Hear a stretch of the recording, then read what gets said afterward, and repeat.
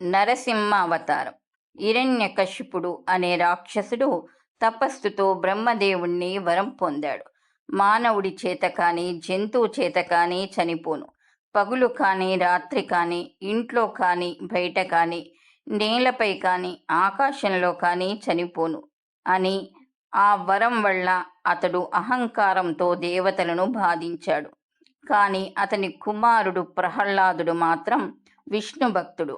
తండ్రి ఎంత ప్రయత్నించినా ప్రహ్లాదుడు ఓం నారాయణాయ నమః అని భజన ఆపలేదు.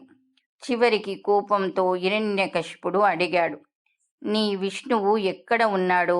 ప్రహ్లాదుడు ప్రశాంతంగా అన్నాడు, అతడు ఎక్కడ లేడు నాన్న, ప్రతి చోట ఉన్నాడు. దానికి హిరణ్యకశిపుడు స్తంభం వైపు చూపించి అడిగాడు, ఈ స్తంభంలోనా? అవును అన్న వెంటనే స్తంభం పగిలి నరసింహుడు ఉగ్ర రూపంతో బయటకు వచ్చాడు. హిరణ్యకశిపుణ్ణి చంపాడు, వరము ఉల్లంఘించకుండా.